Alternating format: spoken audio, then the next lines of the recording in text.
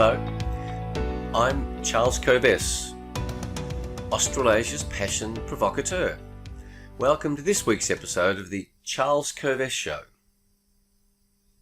In this week's show, the big idea is to know your values so you can make brilliant decisions. You are constantly making value judgments. Those value judgments guide your decisions, and a brilliant decision or brilliant decisions are those which take you in clever, brilliant ways to where you want to go. Your level of self-awareness helps you identify your values and make quality value judgments. This weekly show is founded on the formula SA plus P equals S. Self-awareness plus passion equals success. Your self-awareness tied in to the harnessing of your passion will give you success in life. Since 1993, when I left the legal career that I loved, I have inspired, motivated, provoked, educated audiences to live a life of passion, to discover their passion, to not compromise on living life without passion. I've helped people via books that I've written, speeches and presentations at conferences, short-term and long-term corporate workshops, public programs. My books, Passionate People Produce, was my first. Passionate Performance. They are still available. They can still add enormous value to your life. This show is also guided by Socrates' famous quote, "The unexamined life is not worth living." I hope I'm provoking you through these shows to examine your life. You can see I'm wearing my red jacket. Red, the colour of passion. When you see red, I want you to be provoked by the idea, am I pursuing my passion? I wonder what it is. Each week I explore one big idea, because one big idea can change your life. And if we get too many ideas, we don't do anything with them. That's why each week, one big idea, and this is episode 35, so that's 35 big ideas I have shared with you. If you haven't seen earlier episodes, go back and check them out.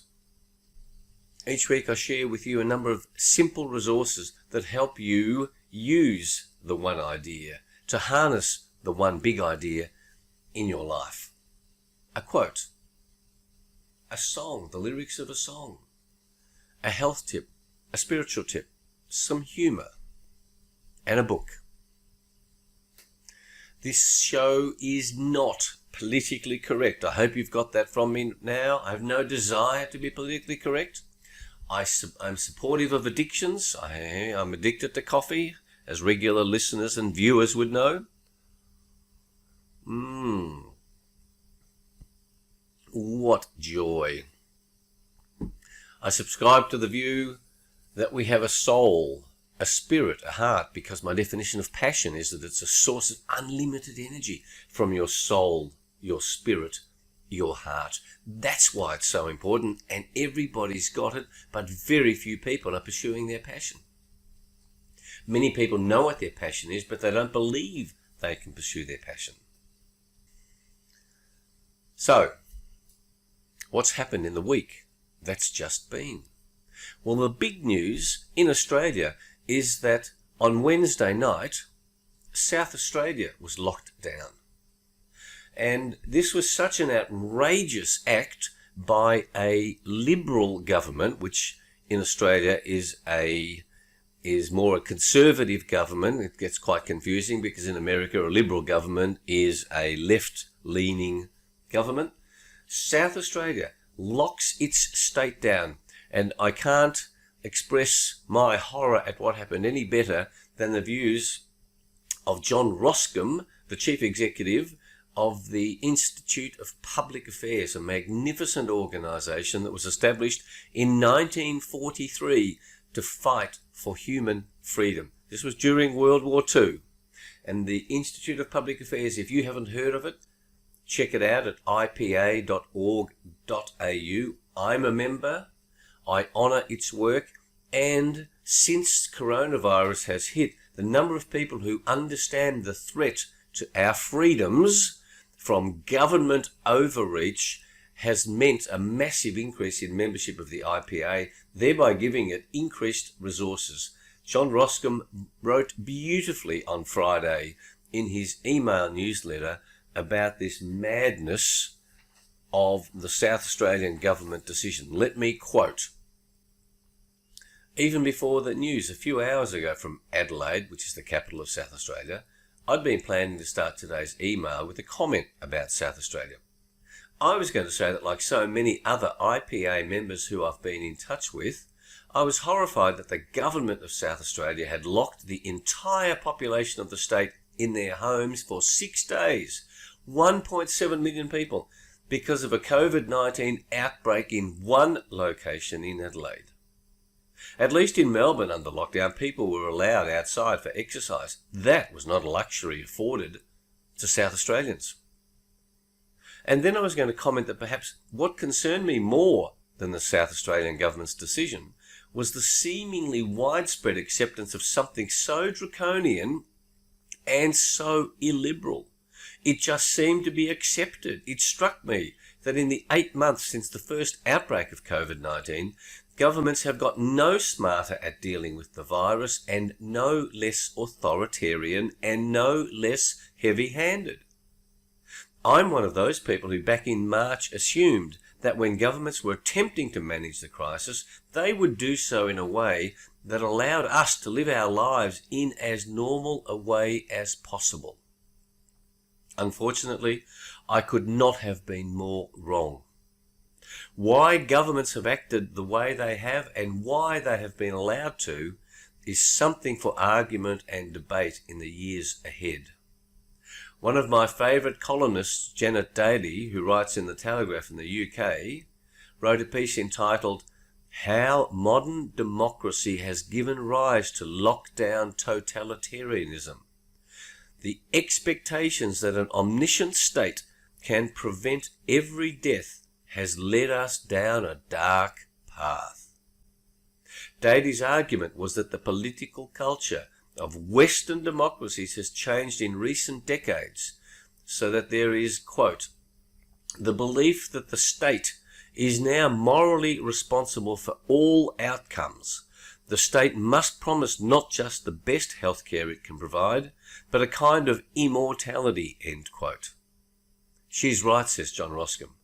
And I would add that what has happened is that we've entered into our own Faustian bargain. Faustian spelled F-A-U-S-T-I-A-N. Many of you will know what the Faustian bargain is. So Roscombe goes on to talk about the fact that all of a sudden this draconian lockdown has been lifted because this draconian lockdown was based on the lie of one person. Now just contemplate that. The lie of one person about his behaviour leads to a whole state being locked down. That is outrageous. Roscombe goes on to say, now the news story from South Australia is that the state was shut down because one person, quote, lied, end quote. The South Australian authorities are continuing to claim their actions were prudent and reasonable. That's open for debate. But what's not open for debate is that we can't continue to live like this. Our community has to be more robust than this. It's incredible to imagine that one person can tell a fib about how they got COVID-19 and then 1.7 million people are told they can't go outside for 6 days at all. There has been precious little sense of proportionality or reasonableness about anything that's happened in South Australia over the last few days. It would be laughable if it were not so serious. Much of what's been said about South Australia could be said about the country as a whole. That's the end of my quote from Roscom's piece. John Roscom, CEO. It is simply outrageous, in my opinion. The good news is that I've been having conversations during the course of this past week, with people about industrial hemp in Canada, in the USA, in Poland, in Italy, in Thailand, in almost every state of Australia. I'm having a global conversation. It's simply remarkable. It's via Zoom, it's face-to-face conversations with people. And whilst Zoom is nowhere near as good as a face-to-face meeting, it's remarkable what we can get done via technology. So that's been quite fun and inspiring. And the other thing I need to report to you is that Julie and my exercise regimes continue. Riding my bike, exercising, making sure that I keep looking after this amazing machine that God, the universe, whatever you believe in, has given to me. And one of the reasons why I give you a health tip and a spiritual tip each week is because when you look after this machine, just like when you look after your motor car, it can last a long time. And, for example, I'm driving a motor car that I've looked after for a long time, and I'm now up to 770,000 kilometres with a Holden motor car with the original motor. A big reward for looking after it, and I get a big reward for looking after my health because I don't go to hospital. I don't have a regular doctor. I don't want to go to hospital. I don't want to be unwell. Now, for today's big idea, before I do, I remind you, please subscribe to this podcast, subscribe to the YouTube channel. If you think it's of value, please share it with your networks. Please come and visit our websites, coves.com for corporate programs, for public programs, and charlescoves.com for details of the self-awareness and passion quest. That's a group executive coaching exercise that can absolutely change your life in a few months. Check it out. My books, Passionate People Produce, Passionate Performance, are also available on the websites, and you can subscribe to Passion Points to Ponder, and in a somewhat irregular but quite frequent newsletter where I share ideas as well as sharing ideas through this Charles Coves show. Another sip of coffee before I get to the big idea.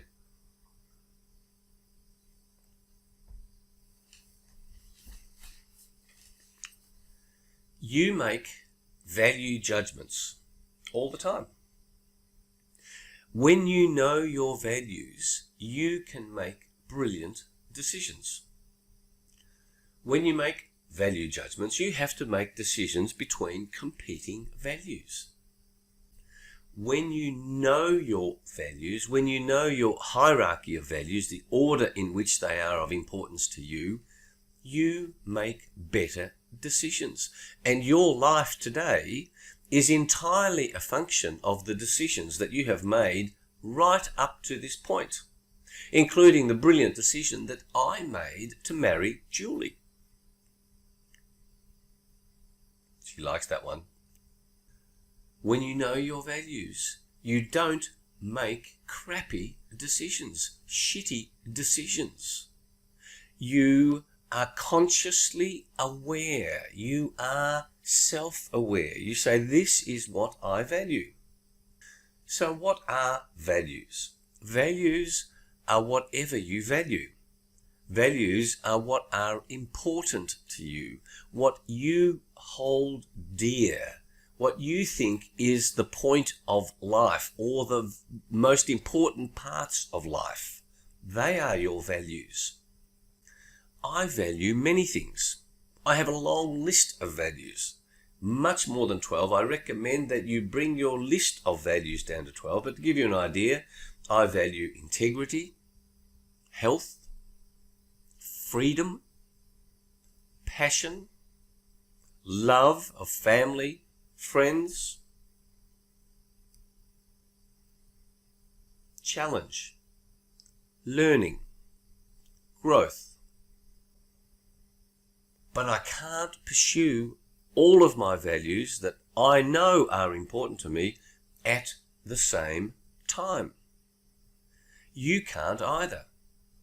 So you have to decide what your values are, in what order they are, and then when you're making a decision, you have to decide what judgments you're going to make between these values, all of which are important to you. And the skill with which you do that leads to brilliant decisions and then leads to the life that you are constantly creating, that right up to this point you've created. You have created with your decisions, with your value judgments. The greater your self-awareness, the better are your value judgments. Self-awareness enables you to decide what your values are, to then put them into the correct hierarchy that works for the life that you want to lead. You can then choose wisely. Let me give you some examples to put this into some context. You choose between health and wealth. You say, I want to be healthy and I want to be wealthy. Remarkably, over the years, I have asked audiences, what's more important, health or wealth? That's a value judgment. Most people, 95% of people say, health is more important than wealth. But what do people actually do? And I say to you, the fact that over 60% of Australians are overweight or obese, I say to you that most Australians who say that health is more important than wealth actually by their behaviour show that wealth is more important than health. Making money is more important than health. They sacrifice their health for the illusion of security of having some cash. Another example. Fun versus growth. Two values. I value fun and I value growth. So if I was doing a university course, if I'm at school, I can go out, I can choose as value, I can go out and have fun with somebody, or I can stay at my desk and grow my skills, grow my learning. That's a value judgment. Example number 3. Family and friends versus freedom. Family and friends are of high value to me. Freedom is a high value to me.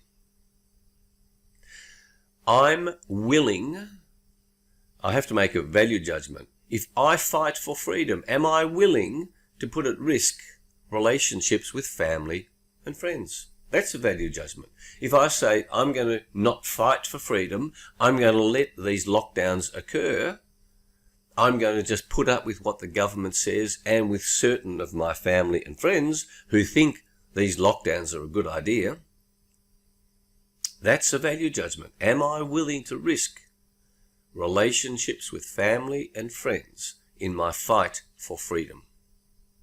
That's a value judgment. Next example. Truth versus comfort. I value comfort. I love being comfortable, but I also value truth. Are you willing to speak the truth at the risk of being uncomfortable? That's a value judgment. The 5th and final one. Family and success. I want to be successful. This whole show is about being successful. There are many ways to be successful.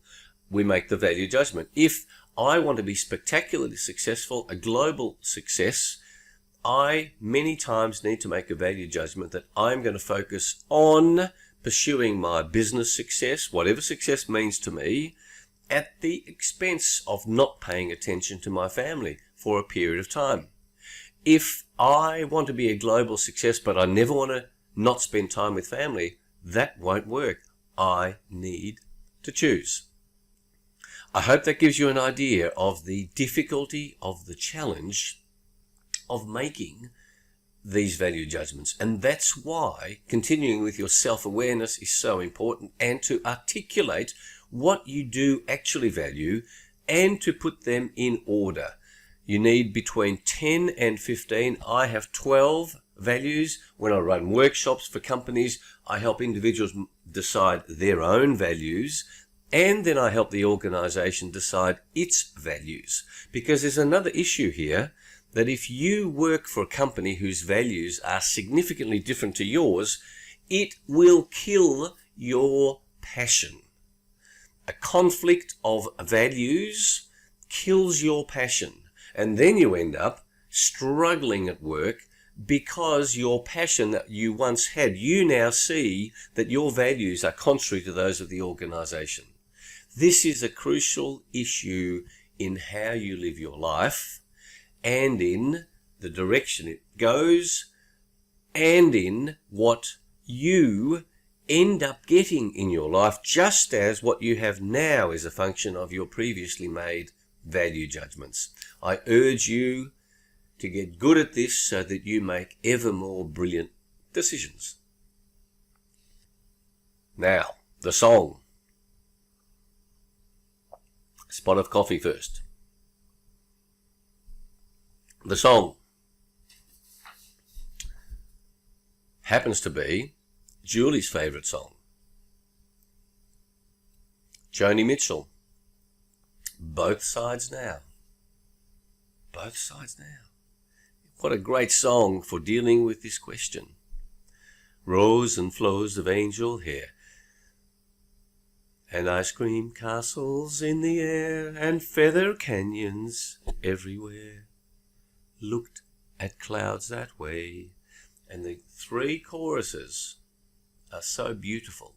I've looked at clouds from both sides now. Clouds being a metaphor, of course.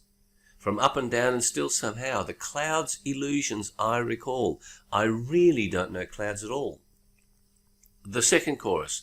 I've looked at love from both sides now. From give and take and still somehow.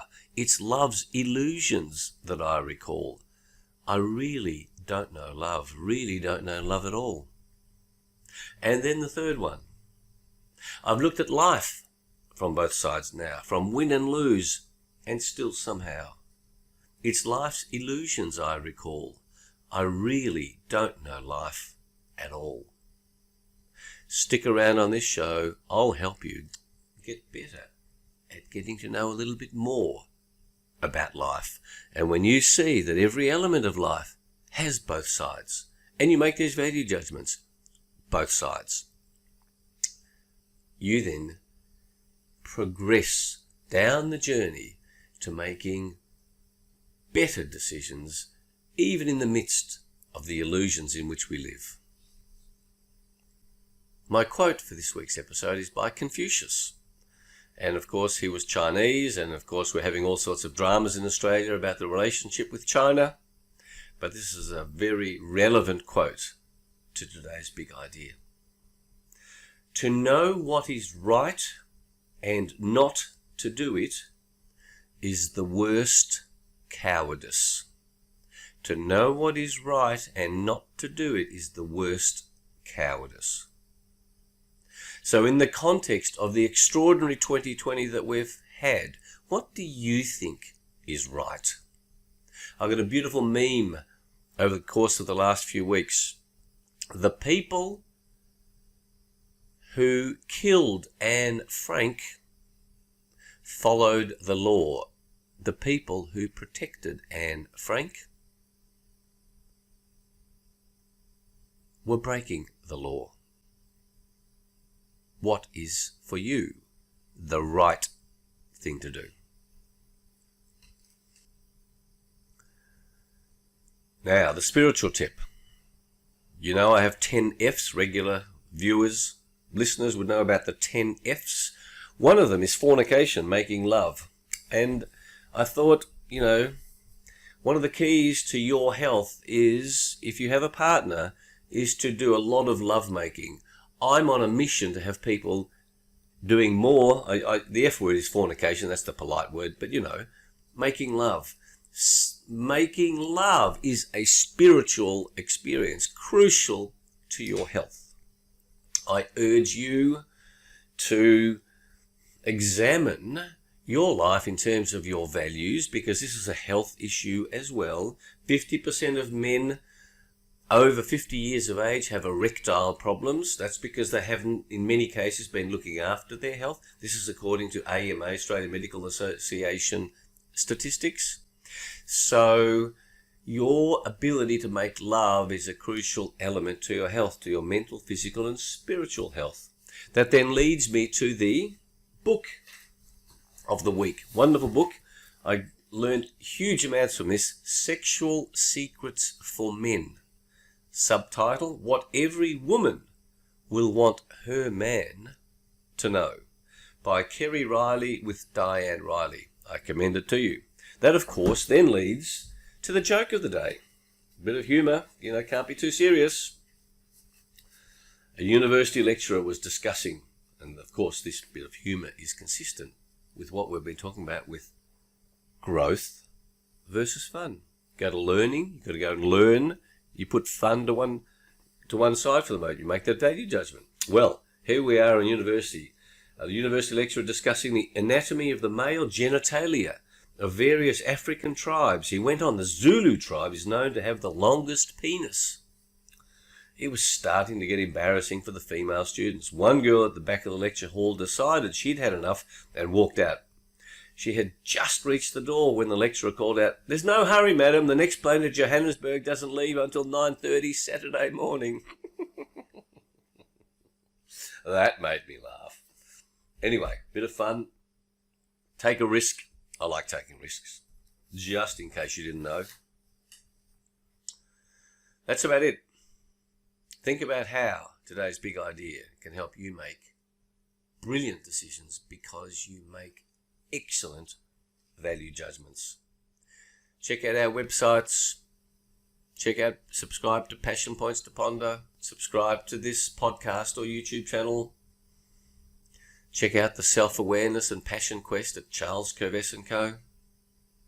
And I take this opportunity to thank you for watching or listening to the show. I wish for you a passion-filled week of fun, of more lovemaking than you might otherwise do. And if your partner says, "How come you want to make love?" you say, "Tell them Charles Curves told you it's important for your mental, physical and spiritual health." I hope you do some learning. I hope you have some challenges. And I look forward to being with you next week. Thanks.